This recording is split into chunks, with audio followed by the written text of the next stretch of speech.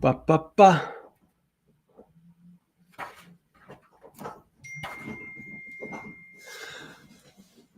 Hey, Tuesday. Thank you for joining me, former Congressman Joe Walsh. Let me ask you a question. Why? The right's reaction to the death of Charlie Kirk has been dishonest, over the top, hysterical.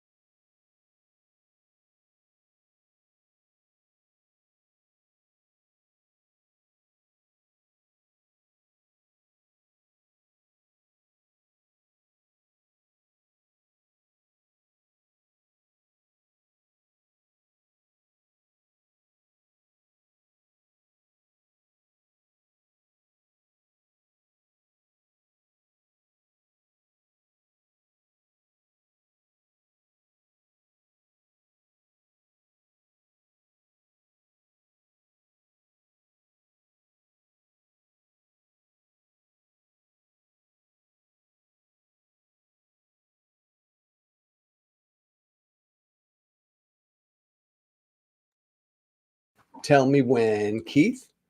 Tell me when. I think I'm live, everybody. Tell me, Keith. Okay, good. We're good, guys. Fix that technical difficulty. Right at you. The right's reaction to this. Really over the top. Can't let go of it. Declare war on half the country. Accusing they of killing Charlie Kirk. Can't stop talking about it. Making Charlie Kirk, who I knew well, out to be the biggest political figure in the country, a martyr. Jesus Christ, Martin Luther King. And they won't let go of this, my friends and former colleagues and supporters on the right. Again, we're in day 5, 6 now, and they're still holding this aloft as a seminal moment in American history. Greg Gutfeld, the goof, the goof who sold his soul to Trump on the 5 on Fox yesterday, saying this is not a normal event. This is not going to be just, normal an hour or a week or some sort of event that just happened. This is beyond time, he said. Why is the right making such a big deal about this killing? And now we're into the right using this killing to go after free speech, to shut down speech they don't like. You've now got the right, led by the vice president and the attorney general, declaring war on anybody who criticizes Charlie Kirk. Anybody who celebrates the death of Charlie Kirk.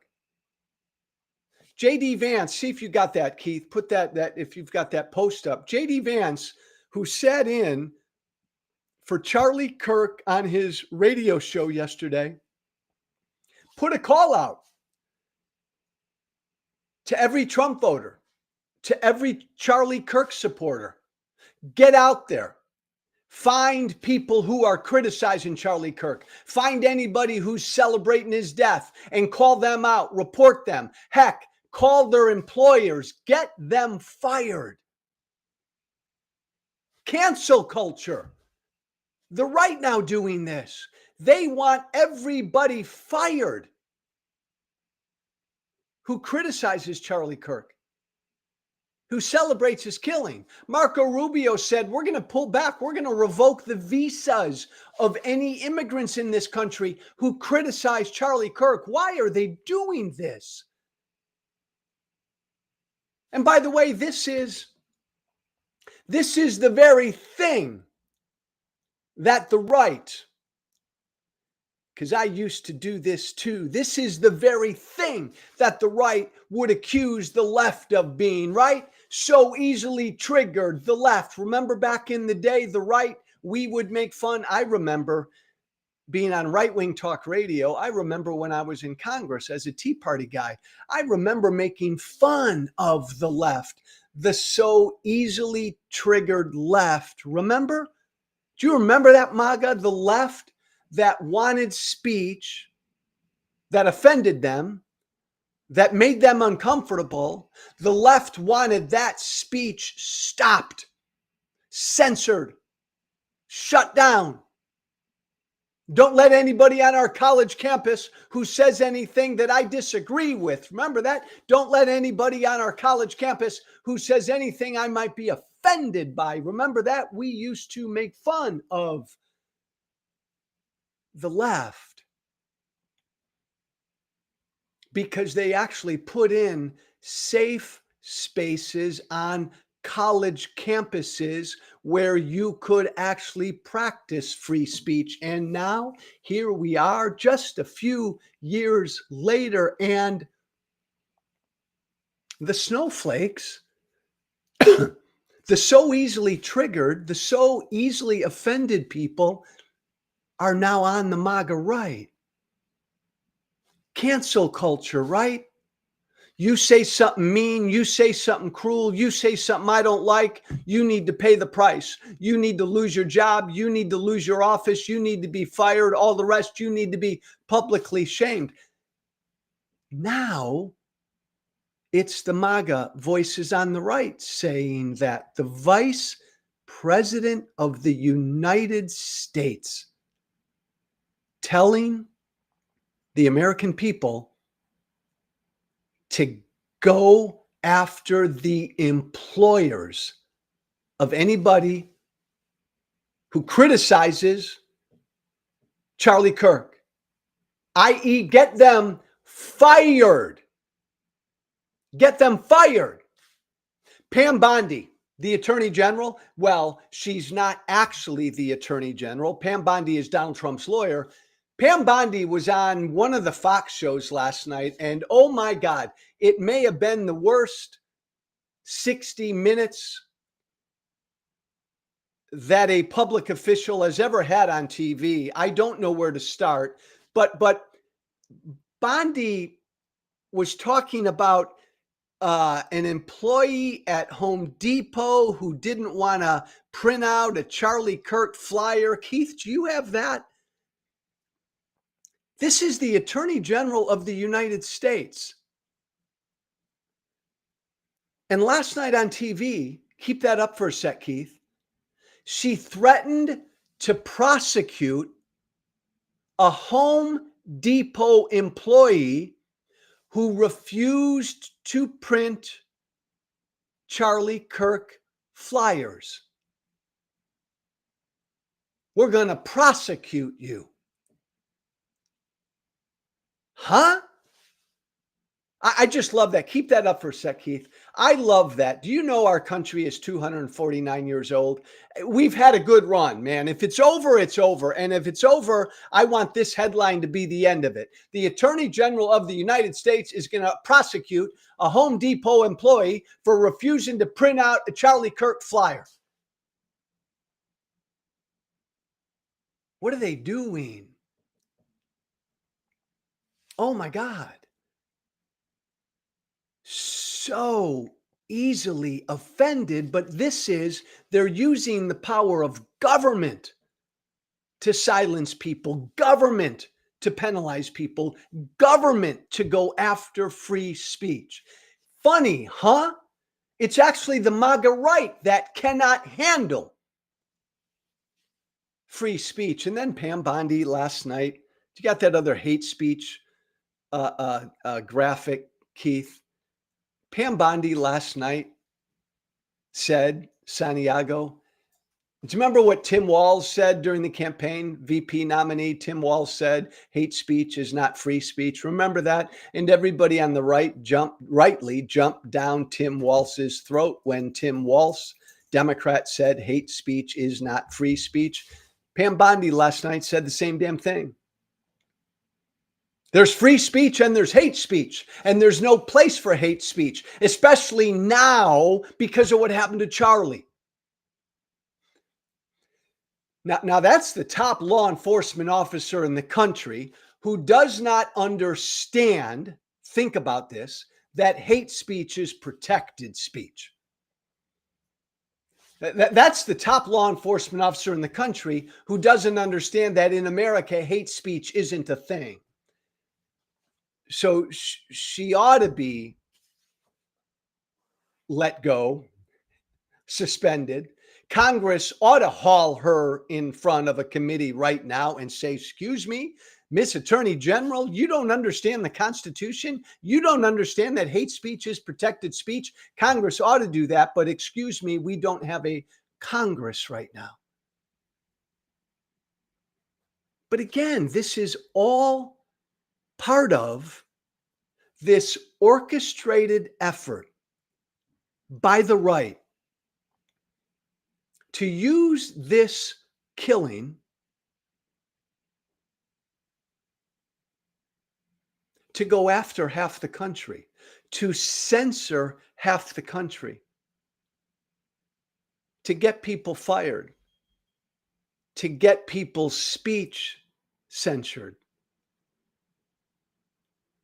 And again, just a reminder, MAGA, Santiago, there is no such thing as hate speech in America. I want to break it to you again. Hate speech is speech. The First Amendment protects hate speech. Get yourself educated. Pam Bondi, the Attorney General, saying that she's going to go after a Home Depot employee who, for whatever moral purposes or beliefs, says, I cannot print out that Charlie Kirk flyer. And the Justice Department's going to go after that Home Depot employee. Do you remember the Colorado baker? The Colorado baker who was forced to bake a cake that he didn't want to bake because it went against his moral religious beliefs, right? He didn't want to bake the transgender celebration cake, right? And all of us on the right said he had a moral, a religious right to not be forced to participate in the celebration of a transgender, of a same-sex wedding or a transgender wedding, whatever, right? And we all defended him, right? So what? This Home Depot employee doesn't have the same right?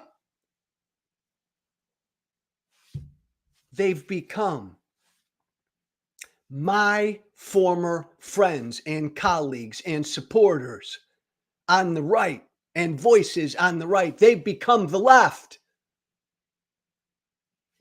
They've become the wussies who cannot handle free speech. They've become the people out in the public square saying, you must bake that cake. Think about that. Now the MAGA right, they're the people saying, you must bake that cake. I don't give a goddamn about your religious or your moral beliefs. You must print that flyer. The MAGA right now, they're the ones saying hate speech is a thing.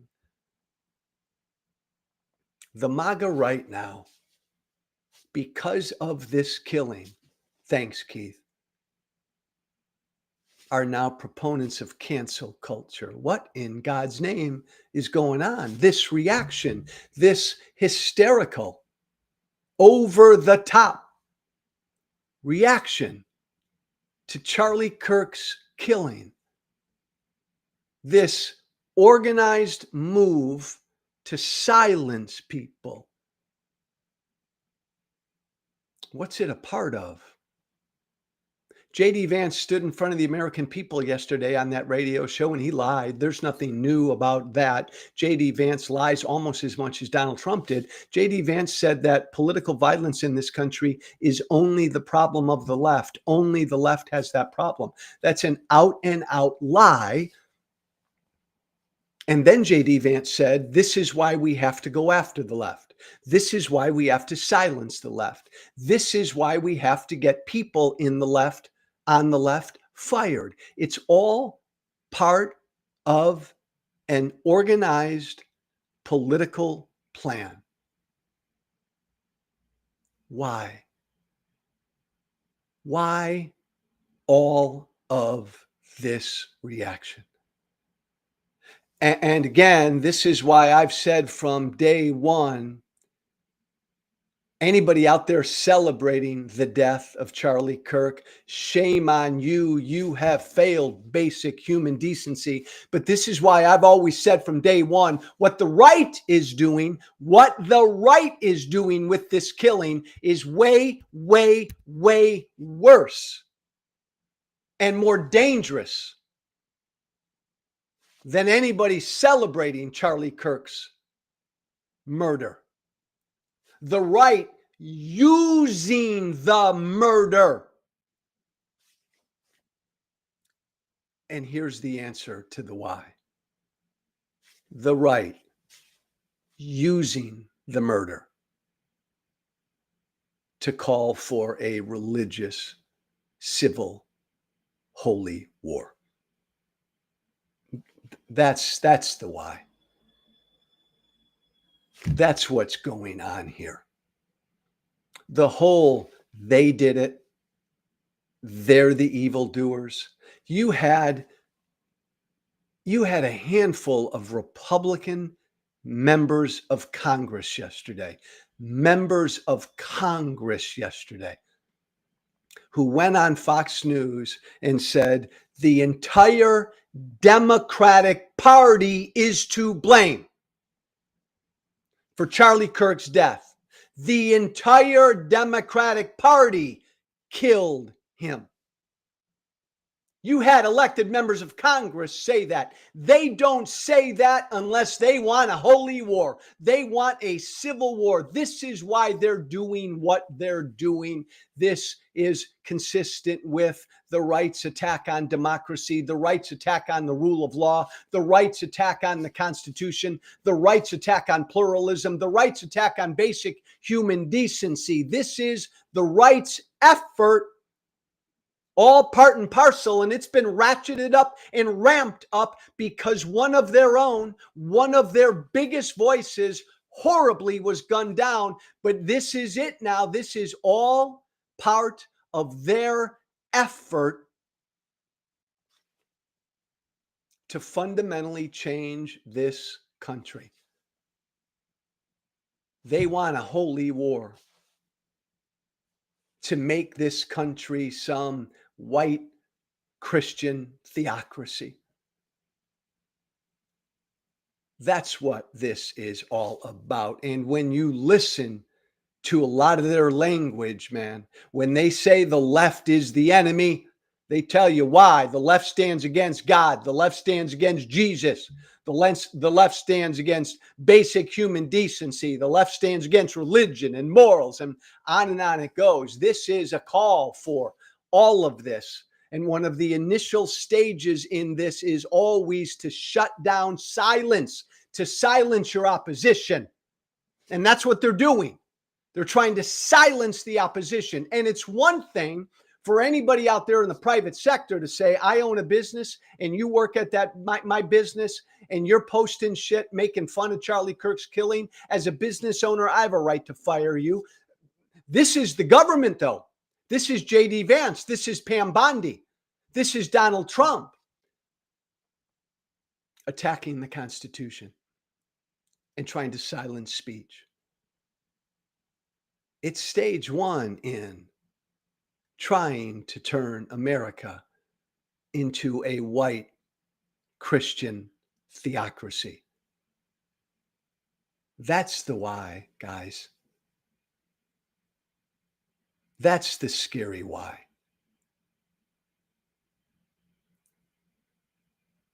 That's why they've turned Charlie Kirk into Jesus Christ. Forget about Martin Luther King. Charlie Kirk blew by Martin Luther King in their eyes. This is Jesus Christ. He will become the catalyst. His killing will become the catalyst for this holy, religious, civil war they so desperately want to bring to America. That's why they're so over the top. That's why they're so hysterical. His wife, Charlie Kirk's widow, God bless her. My heart goes out to her. But in her first public statement, again, it was a battle cry. We're going after the evildoers. They did this to my husband. They don't know what they've unleashed. We're coming after them. That was his widow. And Trump's said the same thing. Why are they so over the top and hysterical and wound up about this killing? Because this is the catalyst that they've long been waiting for to ignite their religious war. And I don't say this lightly. And I don't come from the left. I come from the right. And if you spent a day with me and read what I read and listened to what I listened to and looked at all the responses and the comments from Trump voters that I get every single day in the thousands, you'd understand this is what they're calling for. This is what they want. This is, as Carrie Lake said, and others have said, this is the battle we've been waiting for, the battle between good and evil. This is it. God bless Charlie Kirk. Evil gunned him down. Finally, we've got the battle now. Finally, right? Good versus evil. Bring it on.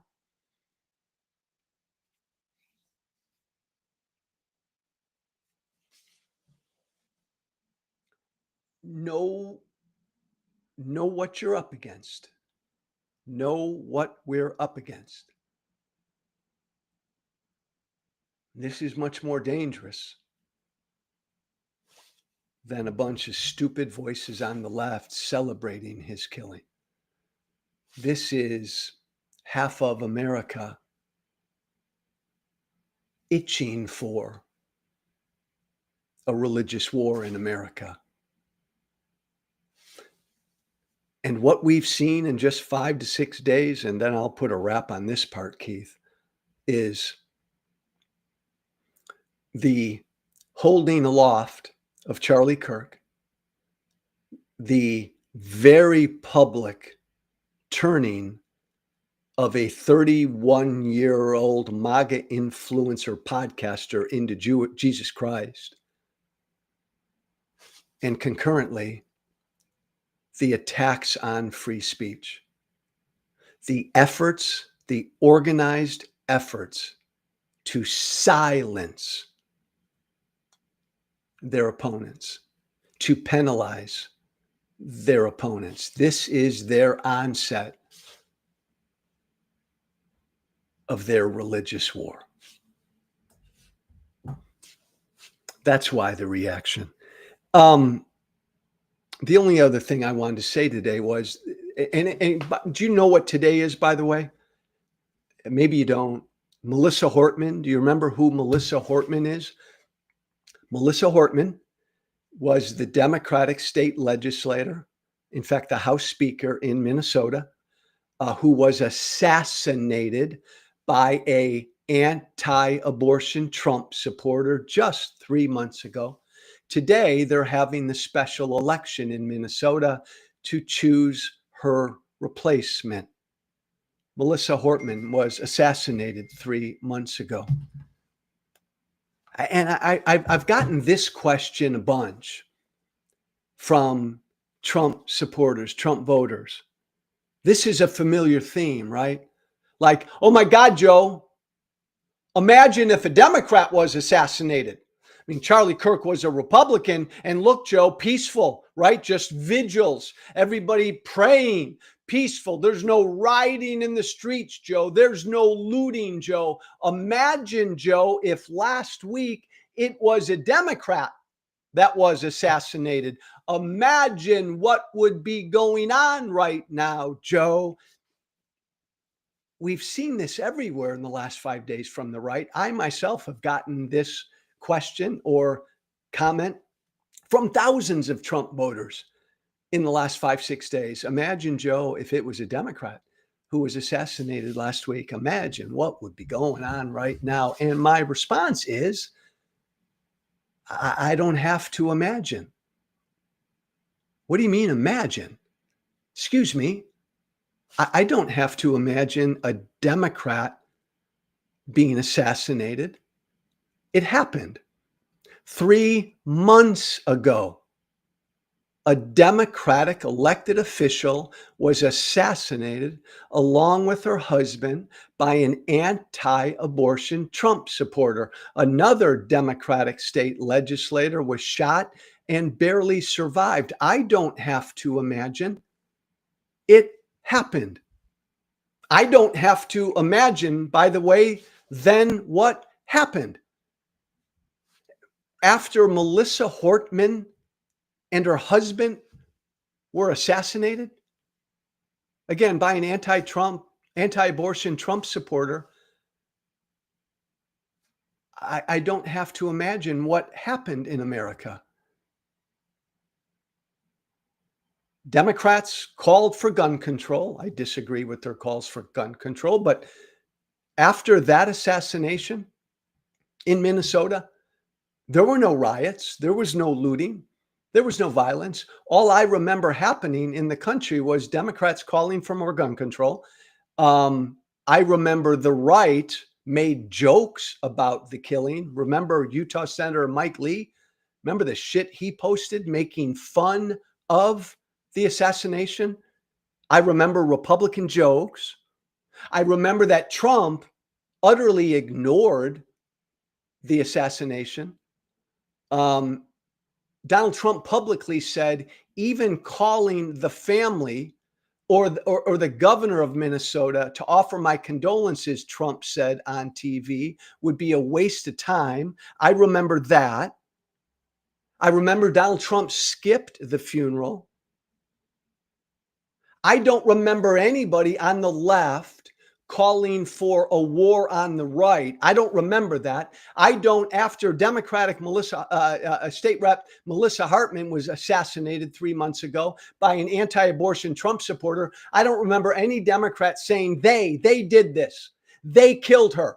They killed her and her husband. They assassinated them. They are responsible for this. I don't remember 3 months ago anybody on the left who blamed the entire Republican Party for Melissa Hortman's assassination. I don't remember any of that. And I do not remember anybody on the left. I do not remember any Democrat. After Democrat Melissa Hortman and her husband were assassinated 3 months ago, I don't remember any Democrat publicly declaring a war on the right. None of that happened. So don't tell me, imagine what would happen if a Democrat were assassinated. We saw what happened after a Democrat was assassinated. Calls for gun control. Republicans ignored, the president ignored the funeral. Republicans made jokes about it, and there were no calls for civil war, calls for a war against the other half of the country. None of that went on like is going on now. I also, by the way, remember the reaction of Melissa Hortman's 2 adult children, 28-year-old Sophie and 30-year-old Colin Hortman. Their parents were assassinated. Remember, Melissa Hortman and her husband were gunned down. And unlike family and friends of Charlie Kirk's who have used this killing of Charlie to like raise money and exploit the killings and turn it into a religious war and call out your enemies. Charlie Kirk's family and friends are doing that. 28-year-old Sophie Hortman and 30-year-old Colin Hortman, after their mother was assassinated. Remember again, Charlie Kirk's widow called for a religious war, said, we're coming after the evildoers. We're coming after they, them, they who did this. That was Charlie Kirk's 30-something-year-old widow. Melissa Hortman's 30-something-year-old adult children. Do you remember what they did and said after their mom and their dad were slain? They put out a simple statement, and that was it. And you have not heard boo from them. Sophie and Colin Hortman, 28 and 30 years old, after their parents were assassinated, this is all they said. Our parents touched so many lives, and they leave behind an incredible legacy of dedication to their community that will live on in us, their friends, their colleagues, their coworkers, and every single person who knew and loved them. And then you know how Charlie Kirk's widow and Charlie Kirk's friends and Charlie Kirk's coworkers and Charlie Kirk's family members are calling for a war against the left. You know what Melissa Hortman's 2 adult children called the American people to do? This is what Sophie and Colin Hortman called the American people to do after their parents were slain. Plant a tree, they suggested. Visit a local park. Pet a dog. A golden retriever is ideal, but any will do. Their golden was injured in the shooting. And then the brother and sister said this, and this was all. To the entire country, this was the only statement they put out. Tell your loved ones a cheesy dad joke and laugh about it. Bake something. Bread for Mark or a cake for Melissa, their parents, and share it with someone. Try a new hobby and enjoy learning something new.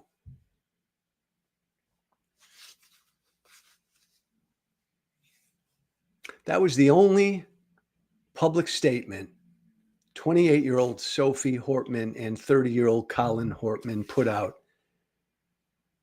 after their mom and dad were assassinated by an anti-abortion Trump supporter. Plant a tree, pet a dog, bake something, and share it with someone.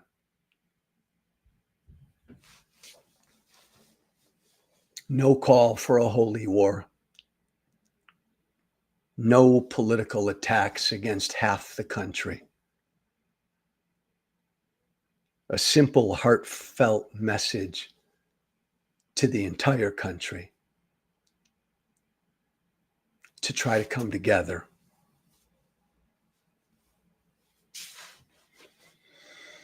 I don't need to imagine what would happen, what would be happening in this country if a Democrat was assassinated. We lived through it 3 months ago. And that Democratic state rep's adult children taught the entire country a lesson. And it was the antithesis of the right's reaction to the killing of Charlie Kirk.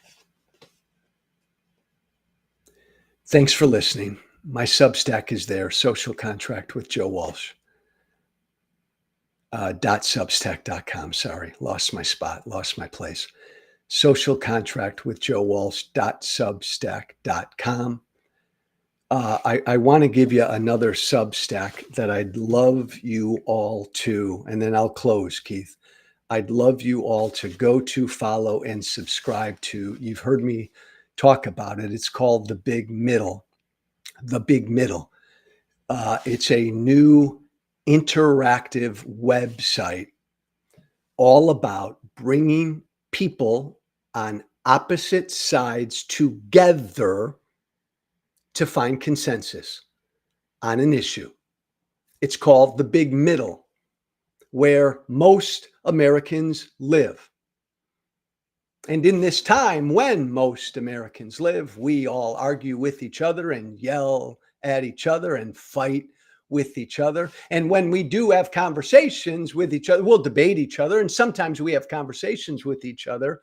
But nobody in America right now is bringing the two sides together, not just to have conversations, but to arrive at consensus. Take an issue like guns, take an issue like healthcare, take an issue like the border, and bring the two sides together. They disagree, but they are going to work together to try to find consensus. This is what needs to be done. And I'm really excited about The Big Middle, this new interactive website that will do just that. Check them out. Go to thebigmiddle.substack.com. thebigmiddle.substack.com, started by a good friend of mine who's so genuine in his interest of all of us in this country, moving beyond the yelling and shouting, also moving beyond just the conversation. It's important to have a conversation, but conversations to get somewhere, to solve problems, to find solutions, to get to consensus. That's what America, to a degree, used to do. That's what America needs to get back to. Check them out on Substack, thebigmiddle.substack.com. Do me a favor and subscribe to The Big Middle. Let's help The Big Middle grow, because this is certainly what America needs. Thebigmiddle.substack.com. Go there, follow them, subscribe to them.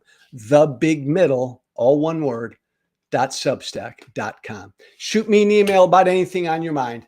The Social Contract with Joe Walsh at gmail.com. That's all one word too. The Social Contract with Joe Walsh at gmail.com. Thanks all. Have a good day. Be brave.